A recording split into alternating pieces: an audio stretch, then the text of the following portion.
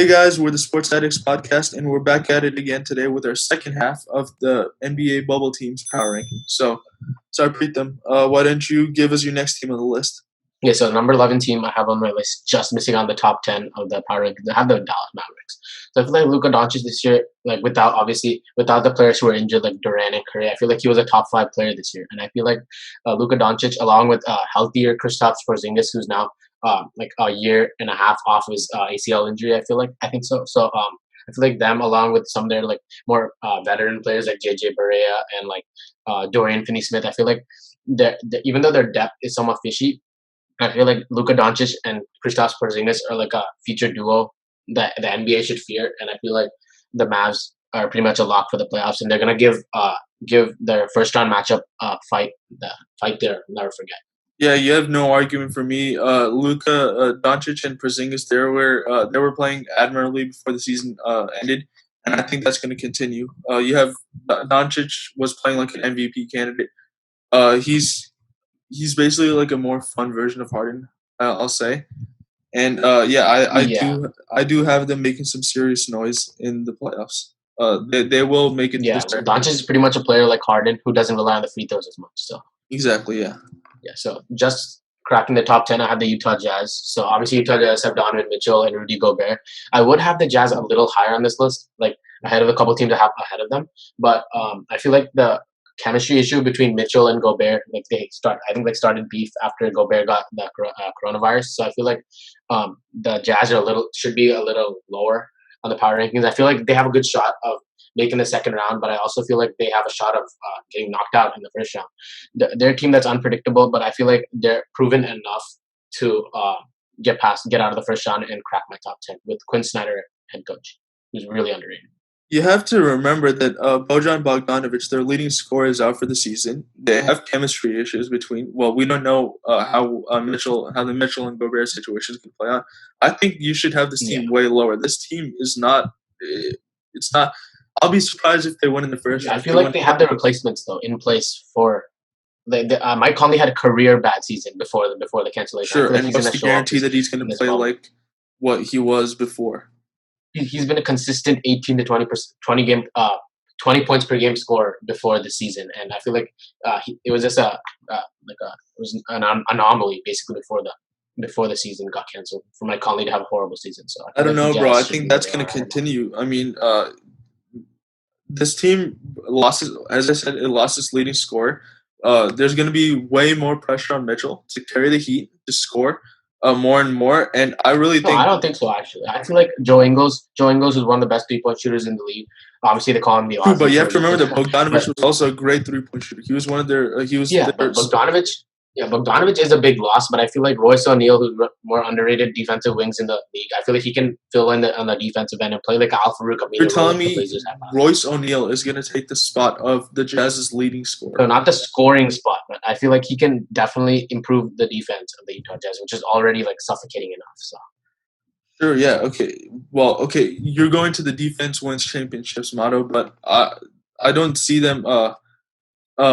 Royce O'Neal won't be able to offset the loss of Bogdanovic. I mean, other than Mitchell, he was their leading scorer. He was a consistent. He spaced the floor out because he could shoot the three, and the Jazz are not going to recover from that. No way. Okay, so number 9.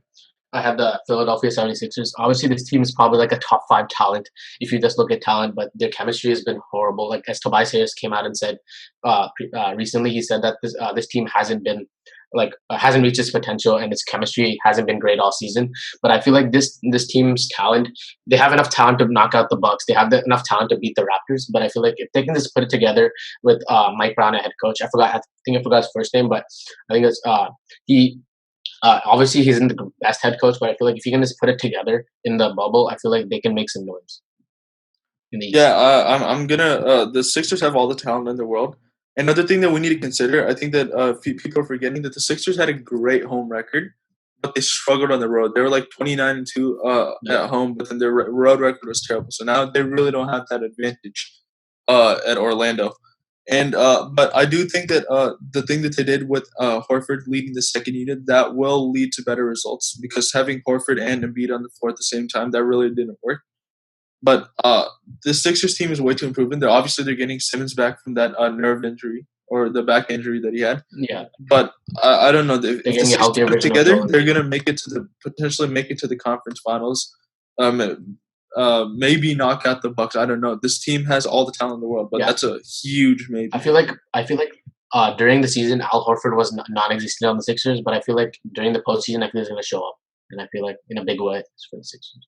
Yeah, we'll see. And one thing to remember, I feel like if the Sixers don't do well this season, the Embiid and Simmons deal will be broken up. I feel like one of them will be traded. Yeah, So that's a good point. So number 8, I have the Miami Heat. So I think I'm one of the highest people on Miami. So I feel like Miami, Jimmy Butler, I think is like a top 10 player in this league. I feel like his impact, if you look at the teams that he's been on, and like once he's gone on to him, and then once he's moved on from the team, his impact is just inevitable. So if you look at Minnesota, I think Minnesota, he was on last season. They were great. They were in the playoffs with him, and then without him, they're just like a bottom 3 team in the West. So I feel like Jimmy Butler is like one of the most impactful players in the league, even though his stats don't prove it. And I feel like him, along with their young players like Kendrick Nunn, Duncan Robinson, and Bam Adebayo, I feel like who was an All-Star this year, Bam Adebayo, and I feel like they're just gonna make enough noise in the East. And I actually think they have a great shot at beating the Bucks this year. I'm not okay. I understand that the Heat are good. Butler has been so much more mature. His leadership has taken huge strides, but beating the Bucks, that's like a fart. That's going too far. This team isn't that good to beat the Bucks, let alone potentially the I Celtics or don't the know. I feel like Raptors. they have the depth. They have the depth in place. They have the head coach. They have every piece that you need to beat the Bucks. Sure, but the Bucks, Celtics, Raptors, they all have way more talent, and they have just as They good, picked up if not better, head coaches. yeah. The Celtics might be more well-rounded in terms of like star talent, but I feel like this team with the head coach they have and the culture, the way they play, is just perfect to beat the Bucks. If I wouldn't be surprised in the second round if the Heat play the Bucks, they could either go to 7 or like the Heat actually win the series. No way. That's just way that's going too far. You're over exaggerating the how good this team is. They're not going to beat the Bucks. No way. Okay, so number 7 on the list, I have the Denver Nuggets. So Denver, obviously, last year they made it to the second round playoffs and they lost to Portland in Game 7, and they got knocked out, obviously. So I feel like the Nuggets, if you've seen Nikola Jokic, he's lost a lot of weight, maybe like 50 pounds. It looks like a lot to me. So I feel like Jokic, with the more agility, I mean, he's going to be better on the defensive end, even though he might not be as great on the offensive end. So I think the Nuggets, with like improvements from Gary Harris, who's been underwhelming this season, and I feel like Michael Porter Jr. is going to be an X factor in the playoffs. So I feel like the Nuggets are a good shot to I go to actually Western Conference Finals. I actually have this team above teams like the Rockets and all that because I feel like the Nuggets for like the past 2-3 years they've had such a well-rounded team. Like last year, I feel like they should have made the Western Conference Finals, but Damian Lillard and T.J. McCollum said otherwise. But I feel like guys like Jeremy Grant, he's having a great season. Paul Millsap, he's been way better from 3 than usual.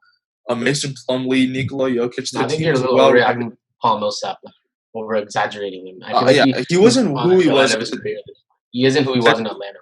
But he's still a serviceable player. And you don't forget Will Barton. Will Barton was going off this year. He was such a good player this year compared to how he was. He's taken huge strides. And I think this team is going to make – this team should be ranked higher on your list. You're really sleeping on the Nuggets. They're my team to watch in the playoffs, actually. So right above them, I have the Houston Rockets. Above them, as you said, like they aren't much better than the Nuggets, but I feel like this year, like the way the Rockets play, I feel like with the healthy Eric Gordon, and I feel like the addition of Russell Westbrook, even though he's like one of the most hated players in the NBA, I feel like he will make an impact over Chris Paul, and I feel like the pace that Russell Westbrook brings with him, I feel like is going to help this team. Yeah, sure. Russell Westbrook was playing amazing basketball before the season ended, but you really think PJ Tucker and all those teams are going to make serious noise against teams that look so? If you're playing guys like Anthony Davis, you have no one on the Rockets that can guard him. I don't think they're going to make noise against the Lakers, but I feel like they can beat the Nuggets. I feel like in this league, you need to have a really good wing, and rather than having a really good big man. Like I feel like the teams in the league, like most of the teams always have a better wing compared to what they have. Yeah, but when you're playing premier big men like Anthony Davis, you have or potentially even Montrezl Harrell for the Clippers and Nikola Jokic for the Nuggets. There is just a mismatch every single time. You can throw it up to Jokic, you can throw it up to Davis, and they'll score every single time. They'll just shoot over to Tucker. And there's, as we've seen with Draymond Green, there's Yeah, but if that works, then the Sixers would be really high on the list, right? So. What do you mean? I mean, no, I'm not saying that most teams have a serviceable big man. Like all these playoff teams, they have a big man that can do some damage. And if you have Tucker, who's really not that tall, they have the height advantage over them. It's not really about like how good they are. They just can shoot over them every single time. And Tucker guarding centers, that's a lot of work. It has so much strength. Yeah, it's a lot of work, but I feel like PJ Tucker is one of the best defenders in the league. I feel like he if anyone can handle it, I feel like he can. I don't know, bro. I really don't think their system is set up for success. There's way too much pressure on Tucker. Covington was obviously playing good, but I just don't see this team ending that playoff drought that they had, like of not making it to the finals. This team isn't good. Their recipe for success isn't sustainable. Yeah, I don't think they're gonna make it past the second round either, but I still do have them making the second round compared to other teams. So yeah, just cracking the top 5, I have the Boston Celtics. So obviously Boston is great in like on pretty much all assets except for big men. They're also lacking big men. So I feel like Boston, with like I think Daniel Theis and Enes Kanter are big men. They pretty much don't have any defense there. And I feel like although they have a rising star in Jason Tatum, they have a proven star in Kemba Walker without Kyrie Irving's dramatics last season. So I feel like they are going to improve. I feel like they have a good shot of the Western Conference Finals as long as they don't go up against the Bucks. I feel like the Bucks are the biggest mismatch for them. And if they do end up facing the Bucks in the second round, I feel like the Boston Celtics are like due for a second round exit. Yeah, I agree with you. This team Jason Tatum was, oh my God, he was amazing before the season ended.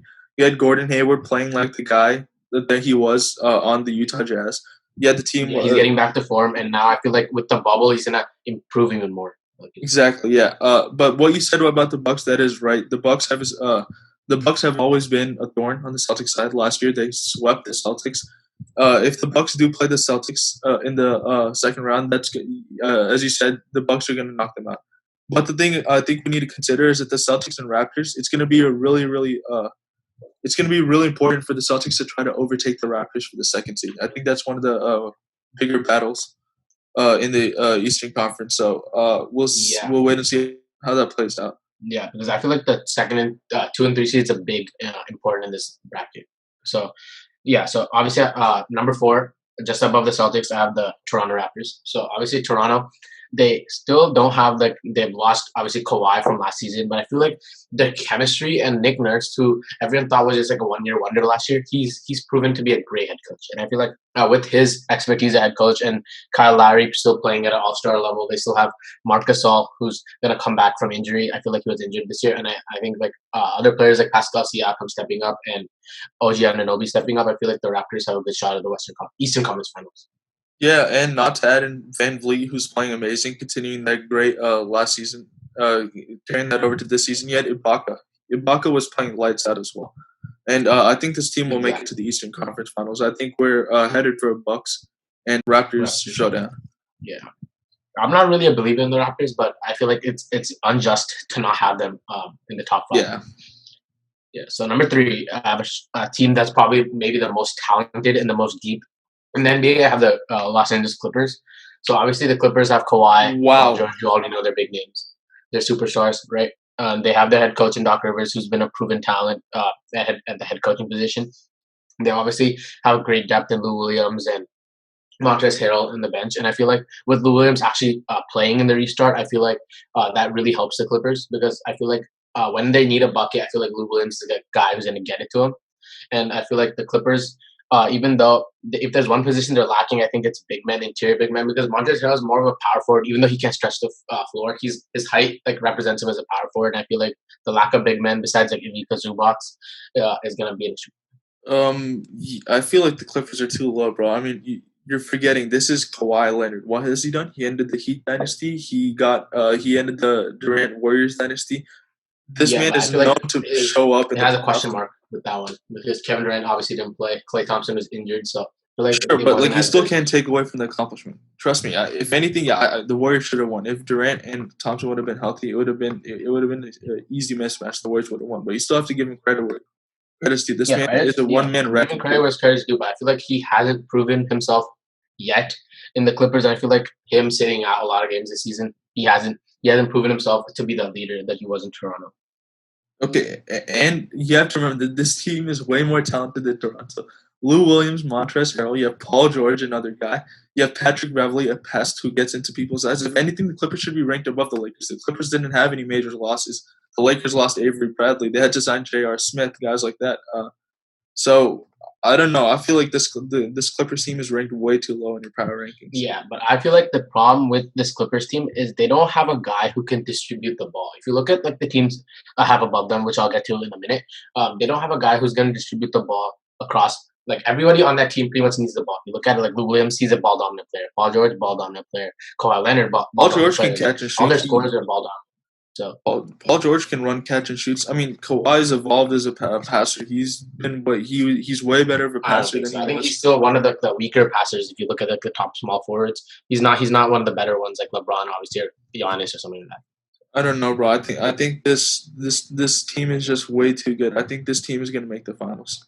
Okay, so right above them, I have the Los Angeles Lakers. So the Lakers, obviously, they lost Avery Bradley, who was a key piece to them. But I feel like the Lakers, with LeBron James, obviously adding J.R. Smith, which is kind of like a joke at this point. But J.R. Smith, I think he might actually help them. And I feel like Dwight Howard having a resurgence in his career as like a good sixth man and as a good big man off the bench. I feel like with Anthony Davis, who's probably gonna who's most likely gonna show up in the playoffs like he usually does. And I feel like the Clippers, along with Frank Vogel, who actually been underrated as a head coach this season, I feel like the Lakers have a good shot at making the finals. So, first of all, I think we can all agree it's probably going to be a Lakers-Clippers showdown in the Western Conference Finals. You agree with that, right? Yeah, I think we can all agree with that. And I think if you really match them up, the Clippers do have an advantage, whether it be bench scoring. Yeah, they might have the roster advantage, but I feel like the talent of the Lakers, even though it might be less than the Clippers, I feel like the way they're shaped up, I feel like they're going to have a shot. See, I want the Lakers to win. I'm not a Lakers fan, but I want to win for Kobe. But I really don't see it happening. They don't have the depth. I mean, sure, LeBron and Davis. Yeah, obviously, you have LeBron. You're in every single game, and you pair him with Davis. That's like the one of the best superstar combos that you have in the league. But it's not like they're playing 48 minutes a game, are they? In those minutes that they do not play, the team is going to get hurt. So. Yeah, that's definitely possible, like you said. But I feel like with the Lakers, what they're gonna do is they're gonna have LeBron or AD on the court at all times. I feel like they aren't gonna screw around and put both of them on the bench or anything like that. So I feel like that's definitely gonna be that's definitely gonna help them out in the bubble. So as obviously number one, I have the Milwaukee Bucks. I feel like it's pretty much like really unfair if you don't put the Bucks after the season they're having. They almost like they were on pace at the beginning of the season to catch the Warriors record. The Bucks are obviously great. They have Giannis. Like everyone knows their roster at this point. They're really deep. They have the coach. They have everything. They seem to prove in the playoffs. I feel like last season they choked in the Western Conference Finals. Chris Middleton, Eric Bledsoe, even Giannis choked. I feel like in the West once they started off 2-0. So I feel like overall the Bucks should be number one, and they have the best shot of making the finals. I have no arguments here. Giannis was averaging that many points while playing less than 30 minutes a game. They're just blowing teams out left and right. This team is just way too good, and I do see them winning the finals. This team is way too deep. It has the best player in the NBA right now, Giannis, and no arguments here, bro. They're going to win the finals. Yeah. I don't believe they're going to win the finals, but I feel like they are the number one team that should be on the power rankings. So who do you see win the finals? I actually have the Lakers winning the finals, but I don't think the Bucks are going to make to the final. I feel like they're going to get bounced in one of the finals. Yeah, that's what I think. This team is way too good to get bounced. I mean, Giannis. It is, but if you look at it, it's pretty much the same team as last year. Who they had? Wesley Matthews and Robin Lopez. That's not sure, but everyone got better on the team. Like Chris Middleton was playing great. He was a great number 2 option. He still hasn't proven himself in the playoffs against like top tier teams. If you look at it. Okay, so but Giannis still hasn't gotten his jump shot, even though it's 30% better than like people like Russell Westbrook. But I feel like the Bucks obviously they're probably they have the highest chance of making it. But I feel like if I had to pick or put money on it, I don't have the Bucks making it. Wow, yeah, we'll have to wait and see. And with that, we're gonna end our segment. Don't forget to like and subscribe. And thanks for watching.